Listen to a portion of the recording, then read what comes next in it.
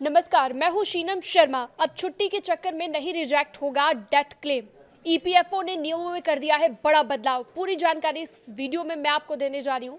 EPFO ने दिसंबर 2025 में ईडीएलआई scheme के नियमों में बड़ा बदलाव कर दिया है। अब जॉब बदलते वक्त वीकेंड और छुट्टियों को सर्विस का ब्रेक नहीं माना जाएगा और 60 दिन तक का गैप भी मान्य होगा। इसके साथ ही ईडीएलआई का मिनिमम पे आउट 50,000 रुपए कर दिया गया है।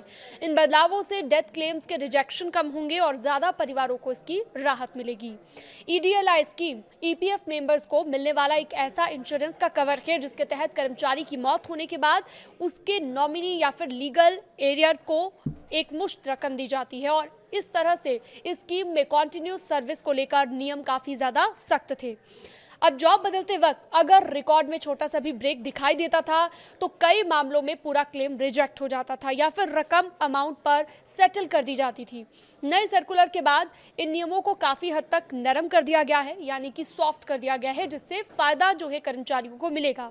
वीकेंड और छुट्टियों को अब सर्विस ब्रेक नहीं माना जाएगा। ईपीएफओ ने साफ कर दिया है कि अगर किसी कर्मचारी ने शुक्रवार को पुरानी नौकरी छोड़ी, सोमवार को नई नौकरी को ज्वाइन किया तो बीच के शनिवार और रविवार को सर्विस ब्रेक नहीं माना जाएगा।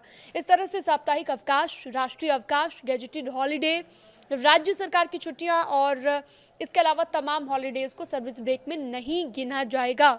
शर्त सिर्फ इतनी सी है कि एग्जिट और ज्वाइनिंग डेट के बीच का अंतर केवल इन छुट्टियों की वजह से हो। ऐसे मामलों में कर्मचारी की सर्विस को कॉन्टिन्यूस माना जाएगा और ईडीएलआई क्लेम पर इसका नकारात्मक असर नहीं पड़ेगा। जॉब बदलने पर 60 दिन तक का गैप भी मान्य होगा। नए नियमों के तहत अब जॉब चेंज करते वक्त 60 दिनों तक का गैप भी कॉन्टिन्यूस सर्विस के भीतर ही आएगा। ये बदलाव उन कर्मचारियों के लिए बेहद आम है और बेहद अहम भी हो जाता है, इंपॉर्टेंट भी हो जाता है, जिन्हें नई नौकरी ज्वाइन करने में नोटिस पीरियड, इंटरव्यू प्रोसेस और अन्य कारणों से थोड़ा सा वक्त लग जाता है। पहले ऐसे गैप्स की वजह से डेथ क्लेम्स कमज़ोर पड़ जाते थे, लेकिन अब ईपीएफओ ने इस समस्या को काफ़ी हद तक खत्म कर दिया है।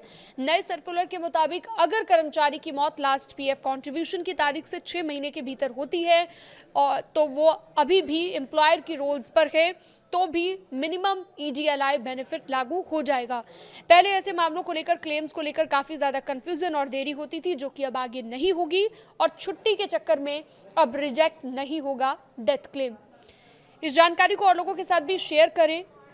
आप हमारे चैनल को सब्सक्राइब भी कर सकते हैं। न्यूज़ 18 को आप सब्सक्राइब करना ना भूलें।